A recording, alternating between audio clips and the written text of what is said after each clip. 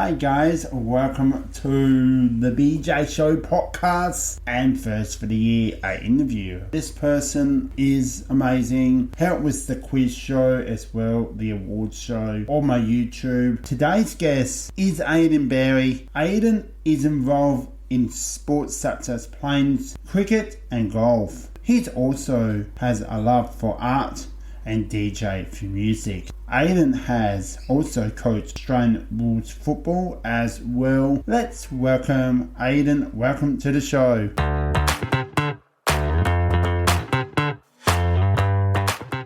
Thank you for having me on today, Ben. No worries. There's so much. There's a few questions and a few stories you would like to share as well. So, what are you studying at the university? So, I'm currently studying a secondary school teaching degree. So, it's a double degree program where I do a teaching degree and I do my specialisations as well. So, as part of that, I specialise in English and history.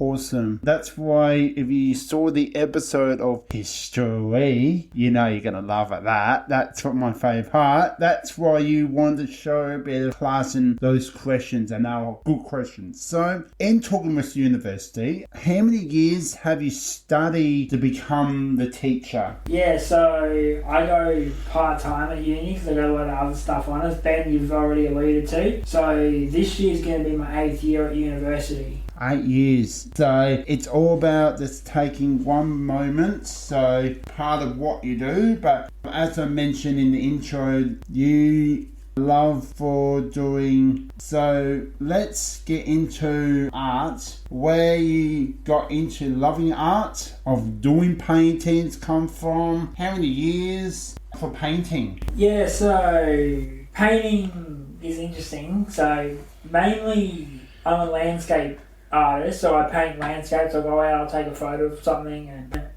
where painting actually come from was my nana was big on art and painting when she was younger, and I've been doing a little bit of digging with the family history stuff because I'm into that as well. And it turns out that my family through nana is actually related to a Dutch Golden Age artist called Hercules Seegers. Yeah. And kind of talking about the paint, what are you painting now? Right now, I'm sort of in between paintings. Like, I just finished doing one of like a boat in the harbour, and I've started a self-portrait. I've got some smaller ones on the go as well. So I sort of we'll put one aside, start another one, come back to one, finish that one off. Yeah. So, do you have any pets? Yeah, so I got a dog, a Shetland sheepdog, and 2 cats. What your dog's name? So my dog is called Dusty, and the cat's names are, I've got a black and white cat who's 10 years old, and that one's called Miles. And I've also got a tortoiseshell who's about 20, and that one's Jazzy. Nice. Good names as well. So, let's get out of now the university and painting and artists such as, and also animals. Getting to now sport, what footy team did you coach? So I coached at Edwardstown. And how many years did you go involved with coaching? How much you love coaching? Look, I love coaching a lot, I really do. I was with Edwardstown for I reckon 4 or 5 years, and just with uni picking up, I decided to put it down for a few years. But I do want to get back into coaching, whether it's at Edwardstown or another club around the place, and try and win that premiership. Have you ever won a premiership with Edwardstown in your 5 years? No, not me specifically. I reckon we may have won some across other grades and stuff. We're working with the B grade and the reserves team. We didn't win a premiership in those 5 years. Well, that's the aim. And now, let's talk into some of cricket. So, you've got involved recently with the All-Inclusive Cricket League. What cricket club do you play for? Okay, so the story with the inclusive cricket is that I actually was watching the 2009 Cricket World Cup and on YouTube, and it came up as on the recommended Physical Disability Cricket World Series, and I watched some of the games over played simultaneously as the World Cup. Yeah. And I kept watching again and like, Australia's not here. Why is Australia not here? Like, did we not qualify or something? And I'm like, surely we would have qualified. If we were going to be like having a team in it, we'd have a team in it. We're good enough to have a team in it. So I do go through Google, go through the internet, and there's no physical disability cricket program in Australia, let alone South Australia. So I actually went to the state board, the SACA, and I said, you know, I watched this and I didn't see an Australian team, and I don't know if there is one because there's nothing on the internet about it. And they were like, oh yeah, no, we haven't actually got a pathway for players with physical disability. And I'm like, alright, so why don't we do something about that? And one thing leads to another, and then a couple of weeks after I met with the SACA, the coach of the National Intellectual Disability team, John, he was in the SACA as well talking about it. Oh yeah, yep. And they were like, oh, we had this guy, Aidan, come in and talk about wanting to play physical disability cricket. So I got in contact with John through the SACA, and we have weekly training sessions, but a lot of that's also planning the league, and especially in the early time, in the first few sessions, a lot of it was planning the league and trying to put something together. So now, because of my discussions with SACA and John's involvement, we've been able to establish a inclusive cricket league. So the Adelaide Inclusive Cricket League is a all-inclusive cricket league for players with disability, whether it be physical, ID, blind, whatever. If you've got a disability, you can play. So as part of that, I play for Ranella. I'm actually captain of Ranella, the Ranella inclusive team. That's great. Yeah, no, that sounds amazing. I know a few from footy do play. Just before we move on, how many teams are actually in the all-inclusive cricket league? So right now we have 5. So we've got Ranella, Goodwood, Para Hills, Alveston and Air Royals. We're always looking for new teams to come in. So the plan is to try and just keep expanding the league. So like, if you want to play cricket and you've got a disability and you live in Adelaide, go find your nearest team and sign up during the off season. That sounds amazing, and off-season is coming for the cricket, and footy is coming, guys. I cannot wait. So let's get out of that sports world into some DJ music. Let's get into that, because right in front of me I've got a nice piece of equipment to do with DJ. And how did you get involved with doing DJ? So I got involved with doing DJing. So my NDIS coordinator, my support coordinator with NDIS, she goes out and finds stuff for me sometimes. She's like, came back to me and she's like, oh, what about doing some DJing? And I'm like, I don't know when I'm going to fit it into my week, but alright, I'll give it a go. That sounds quite interesting. So what is your favourite artist song? Oh, my favourite artist or song? Oh, that's actually a really tough question.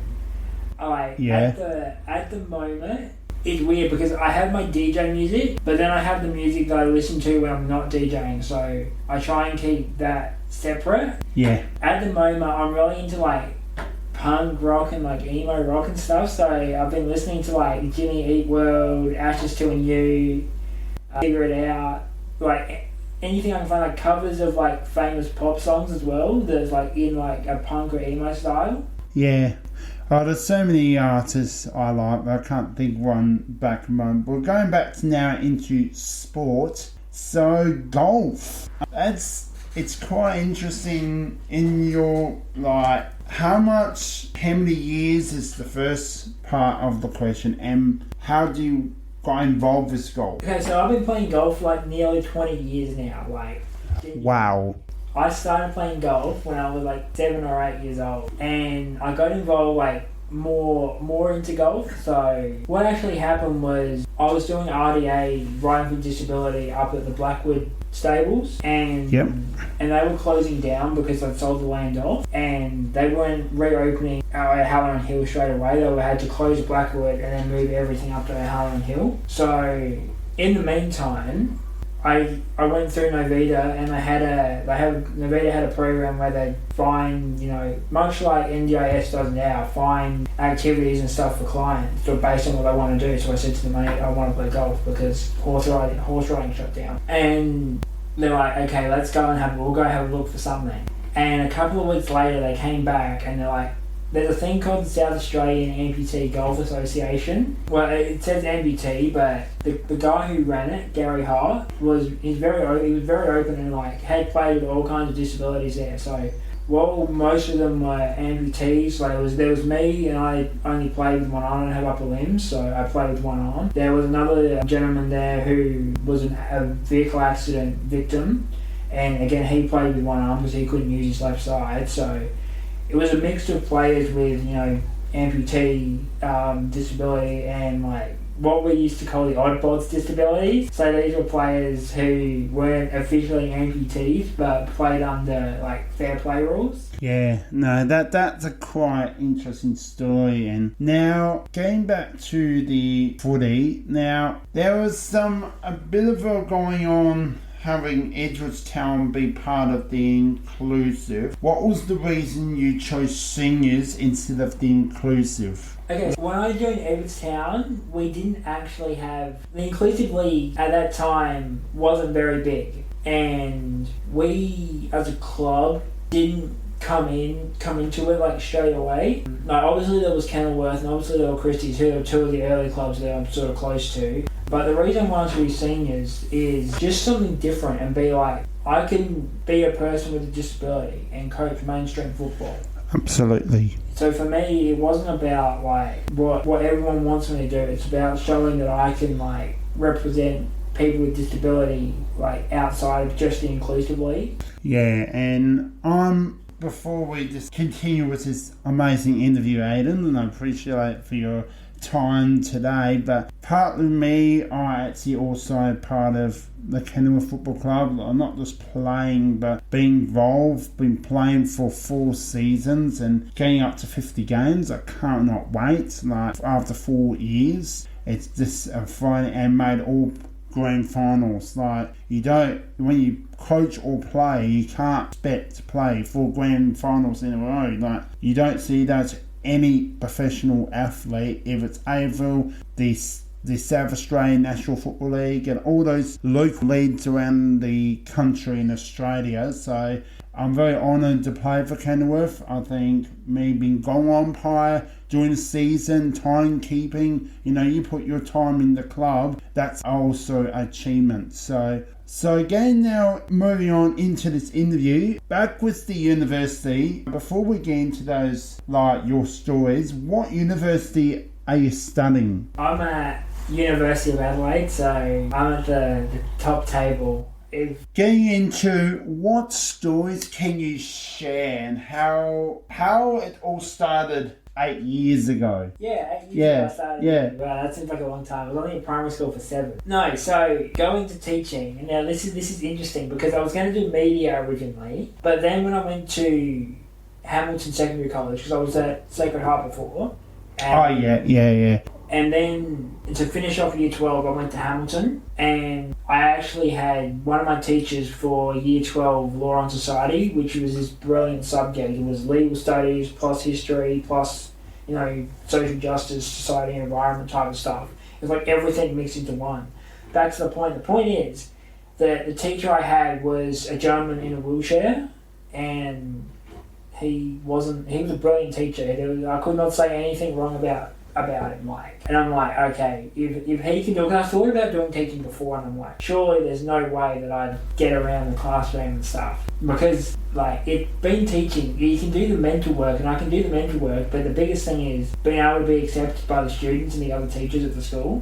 And this guy was just whatever, he didn't let his disability affect him when he was teaching, so I'm like, okay, if this guy can do it, I'm going to do it. So, that's amazing. And not knowing you that well, I remember you when you were young. Oh my goodness, how long we know, then we're still in touch this many years later. So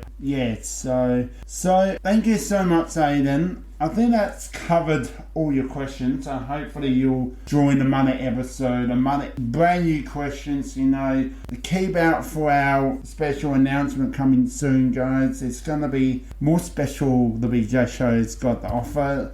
subscribe, YouTube, Instagram. Let's get hitting that up. Thank you for those 100 followers. You know, we finally did that live stream you wanted, and we got that done. If you haven't seen it, go on my Instagram, BJ Show 23, and you'll see it. And also, you know, this will be on your podcast platforms, like the most popular out there, Spotify. Get it a 5 review, get it a download. The more downloads on my and let's get more episodes like this and similar. So, Aidan, I thank you so much. I appreciated with today, and yeah, I'll see you soon. Alright, thank you for having me on today, Ben. No worries. Well, that's Ben from the BJ Show saying goodbye.